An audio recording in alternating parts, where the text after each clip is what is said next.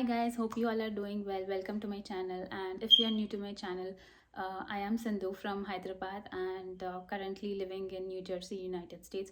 I have come here for my master's as an international student and now I'm currently working. So, as you already know from the title of the topic, we are going to talk about recession.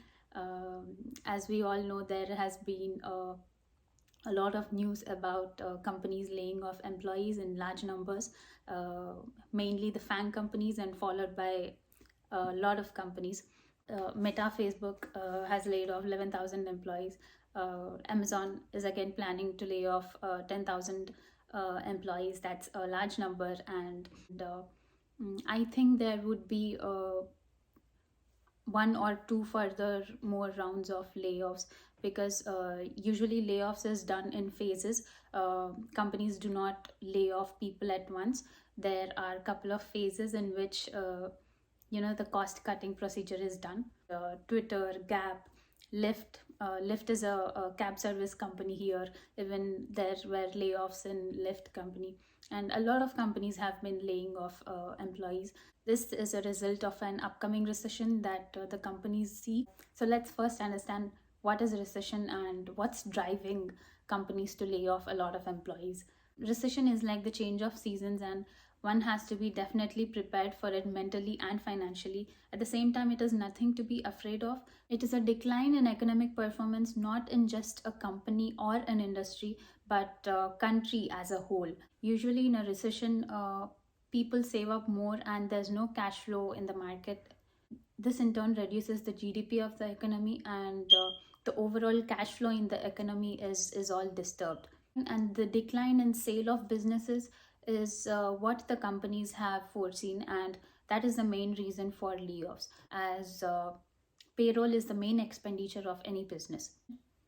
During a recession, the real estate market is most affected, where the supply is increased, leading to a price decrease, and this in turn creates a buyer's market. Having said that, let's talk about the impact of recession on international students like me. So, currently, the market is really bad, frankly speaking.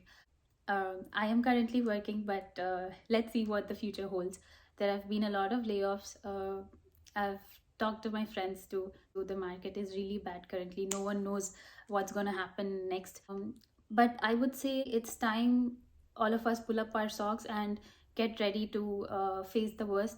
It's better to upskill ourselves, utilize the time that we have in the most efficient way, and any given time in life it's always better to have that hunger to learn more skills and upskill ourselves. November and December in the US is usually when the companies have a hiring freeze, as it's a holiday season, and on top of it this year we are seeing layoffs, a lot of them actually.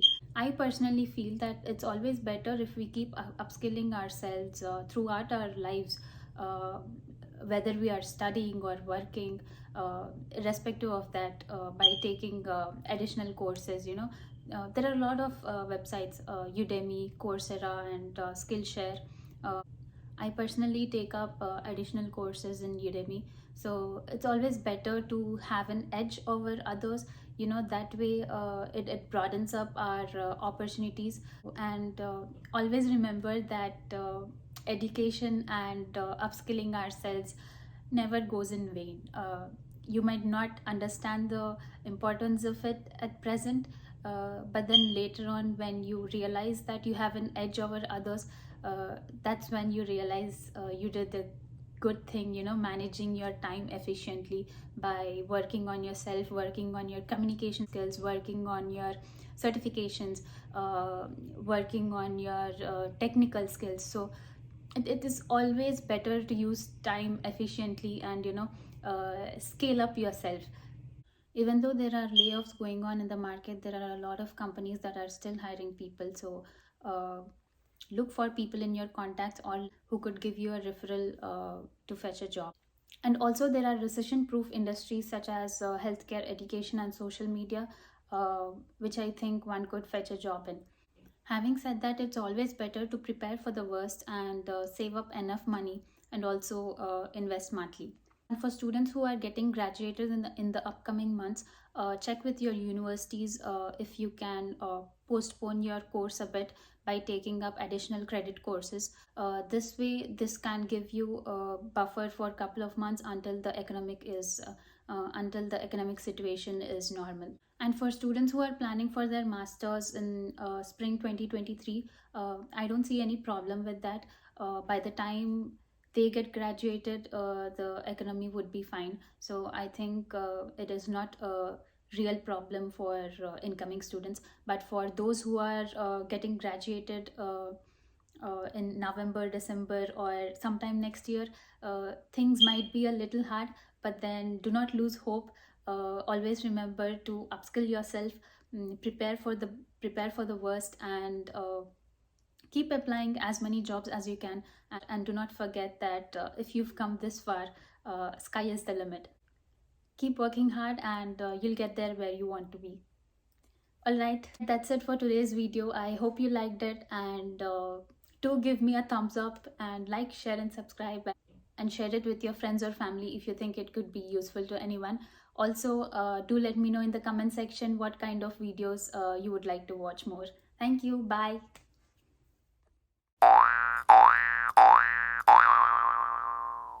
Save up enough money, and also invest